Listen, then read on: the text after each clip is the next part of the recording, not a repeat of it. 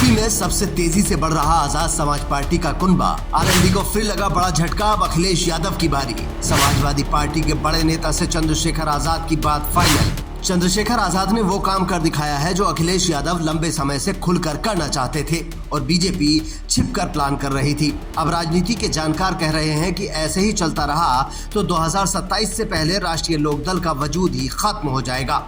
इससे जयंत चौधरी तो टेंशन में है ही, साथ ही अखिलेश यादव को समझ ही नहीं आ रहा है कि वो खुश हों या दुखी, क्योंकि जो वो करना चाहते थे वो चंद्रशेखर आजाद ने कर दिया, लेकिन फिर भी दिल बैठा जा रहा है।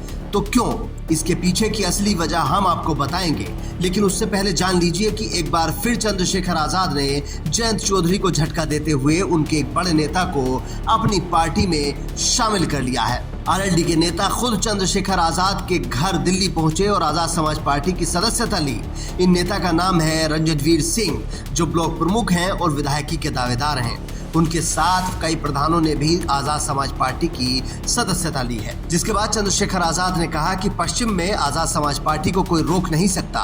जब लोग लखनऊ की तरफ कूच करेंगे तो आजाद समाज पार्टी के पास इतनी ताकत होगी कि धरती डोलेगी। इस सरकार ने पश्चिम की तरफ से आंखें मूंद ली हैं। पंचायत चुनाव में आप देखेंगे कि बड़े बड़े दल धरती पर होंगे और आजाद समाज पार्टी जनता के दिलों में होगी। अब कोई कह सकता है कि ब्लॉक प्रमुख तो कोई बड़ा नेता नहीं है, तो उसके लिए आजाद समाज पार्टी का कहना है कि इससे पहले आरएलडी के राष्ट्रीय महासचिव से लेकर सांसद तक ने आजाद समाज पार्टी को ज्वाइन किया है। हालांकि अखिलेश यादव भी इन नेताओं पर डोरे डाल रहे थे, लेकिन उन्होंने चंद्रशेखर आजाद को चुना क्योंकि सांसद शाहजेब रिजवी ने वक्फ बोर्ड बिल को लेकर आरएलडी छोड़ी थी, जिसके बाद समाजवादी पार्टी और कांग्रेस दोनों बाहें फैलाकर उनका स्वागत करने को तैयार थी, क्योंकि उनको लगता था कि ऐसा करने से वोट बैंक बढ़ेगा।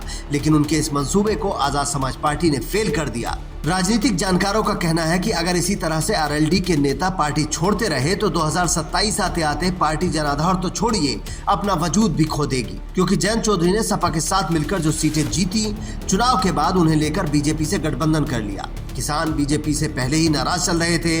अब सत्यपाल मलिक को राजकीय सम्मान न मिलने से पूरी जाट बिरादरी नाराज है और जयंत चौधरी कुर्सी गर्म कर रहे हैं। इसीलिए उनके अपने नेता चुनाव से पहले ही कन्नी काट रहे हैं। लेकिन अखिलेश यादव को समझ नहीं आ रहा है कि इस खबर पर खुश हों या फिर गम में आंसू बहाएं, क्योंकि उनके दुश्मन से चंद्रशेखर आजाद बदला ले रहे हैं, पर वही चंद्रशेखर आजाद उनके लिए खतरा भी बनते जा रहे हैं। अगर इसी तरह से उनका कुनबा बढ़ता रहा तो वो दिन दूर नहीं जब अखिलेश यादव से बड़ा लीडर बनकर यूपी में उभरेंगे।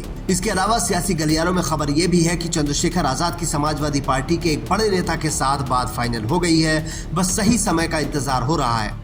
2027 चुनाव नजदीक आते ही चंद्रशेखर आजाद के साथ वो नेता आ जाएगा, जिससे बड़ी संख्या में मुसलमान आजाद समाज पार्टी के साथ जुड़ सकते हैं, जिसकी खबर अखिलेश यादव को भी है। इसीलिए वो उनकी कामयाबी पर खुश भी नहीं हो रहे हैं। आप भी अपनी राय इस खबर पर दे सकते हैं और बता सकते हैं कि क्या पश्चिमी यूपी के समीकरण 2027 में बदलने वाले हैं।